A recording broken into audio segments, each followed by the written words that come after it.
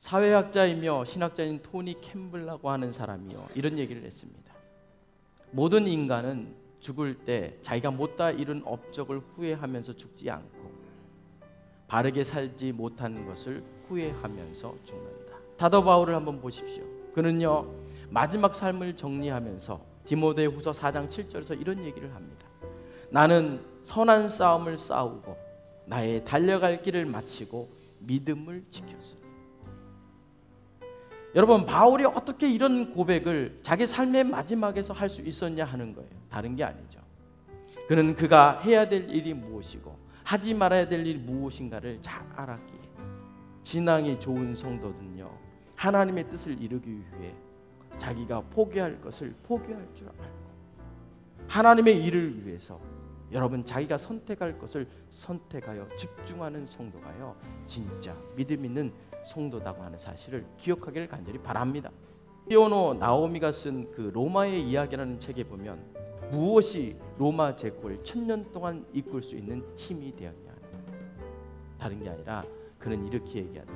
도로 때문이라는 거예요. 마찬가지입니다. 하나님의 뜻을 이루는 성숙한 교회가 되기 위해서 여러분 필요한 것이 과연 무엇이냐고 하는 거예요. 예수님께서 여러분 이 땅에 남겨놓으신 지상 명령을 붙잡고 살아가는 거예요. 우리 오늘 본문 8절에 교회가 붙잡아야 될 핵심적인 일이 무엇인가를 분명하게 말씀하고 있습니다. 예루살렘과 온 유대와 사마리아 땅끝까지 이르러 내 증인이 되라. 오직 이 세상은 교회를 통해서만 하나님의 은혜를 덧입고 그들 삶 가운데 구원의 역사가 있다, 그런 거예요. 예배를 통하여 우리가 성령 충만해지고 선교 공동체를 통하여 훈련을 받고 주님께 주신 복음의 사명을 감당하는 선교 공동체가 되는 것, 이것이 결국요 우리 교회의 핵심 가치이면서도 결국 하나님께서 말씀하신 우리가 붙들어야 될 핵심 가치다 하는 거예요. 성도의 본연의 모습은 병사라고 하는 거예요. 성도의 본연의 모습은 군사라고 해야 된다는 거예요. 왜 그렇습니까? 영적인 병사인, 영적인 군사인 우리를 통해서만 세상을 치유하고 그들을 구원해 낼 수 있기 때문에 하나님께 우리를 무엇으로 부르냐면 군사로, 병사로 부르셨다. 이것이요 성도의 본질적인 핵심 가치입니다.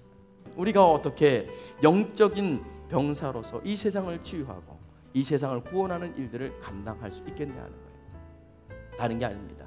확신을 가져야 해요. 믿음에 대한 확신이 우리 가운데 불타 일어나야 된다는 거예요. 두 번째로 여러분 병사에게 필요한 것은 다른 게 아닙니다. 야성을 회복해야 돼요.